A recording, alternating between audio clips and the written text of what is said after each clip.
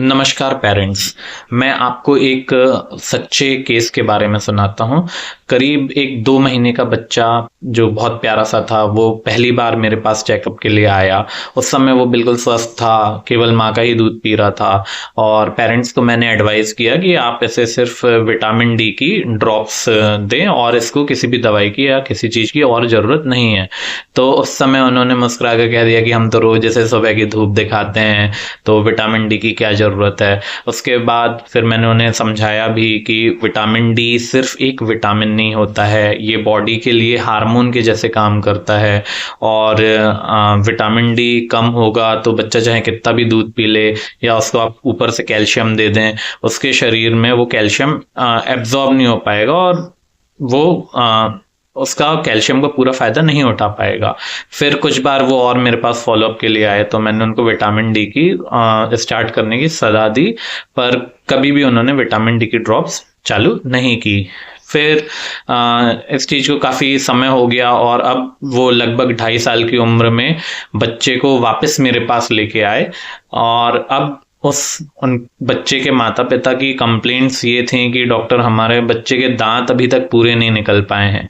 चलते समय इसके सभी घर वालों को पैर टेढ़े दिखाई देते हैं, रात में पैरों में दर्द होता है, बच्चा जल्दी भी थक जाता है। फिर मैंने उसकी जांच कराई तो उसको विटामिन डी की और कैल्शियम दोनों की गंभीर कमी आई थी, जिसको हम न्यूट्रिशनल रिकेट्स कहते हैं। अब मैं उसका रिकेट्स का उपचार कर रहा हूं। अब आप लोगों के लिए क्या जरूरी है, आपको एक बात समझना जरूरी है कि विटामिन डी आखिर करता क्या है। देखिए, विटामिन डी जो है ये हमारे शरीर को कैल्शियम और फास्फोरस को बेहतरीन तरीके से अवशोषित करने में मदद करता है और बच्चों की हड्डियां, दांतों के विकास और मजबूती के लिए बहुत जरूरी है। मांसपेशियों को ताकत भी देता है, बच्चों को सही समय पे खड़े होने, चलने, दौड़ने में मदद करता है और इम्यून सिस्टम को भी बेहतर तरीके से काम करने में सहायता करता है और रोगों से भी बचाता है। अब विटामिन डी कहाँ से मिलता है, तो देखिए, पहला जो सोर्स है वो धूप होता है, पर भारत में सामान्यतः लगभग 10 बजे से लेकर 3 बजे की धूप में विटामिन डी बनाने वाली अल्ट्रावायलेट रेस मिलती हैं। लेकिन हमारे यहाँ क्या है, ये बात देखी गई है रिसर्च में कि लोगों की त्वचा में मेलानिन पिगमेंट ज्यादा होता है, जिससे विटामिन डी नहीं बन पाता है और छोटे बच्चों को धूप में लंबे समय तक रखना भी सही नहीं है, सन बर्न हो सकता है। दूसरा जो स्रोत रहता है भोजन होता है, जैसे कि अंडे का योक हो गया, फैट वाली मछलियां हो गई और विटामिन डी से फोर्टिफाइड फूड्स और सीरियल। तो ये फोर्टिफाइड फूड अपने यहाँ नहीं मिलते हैं और इनमें भी सबसे ज्यादा जरूरी चीज क्या है कि ये भी कई बार पूरी जरूरत को पूरा नहीं कर पाते हैं।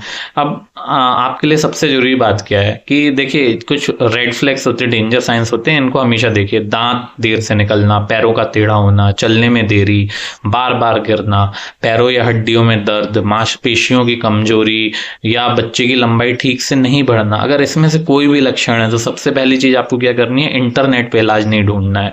आपको आपके जो भी पीडियाट्रिशियन है उनसे मिलिए, है ना, और वो जो आपको सलाह दें उसको फॉलो करिए। और हमेशा ये बात याद रखिए कि रिकेट्स का इलाज हो सकता है, लेकिन उसकी रोकथाम सबसे ज्यादा आसान और जरूरी है।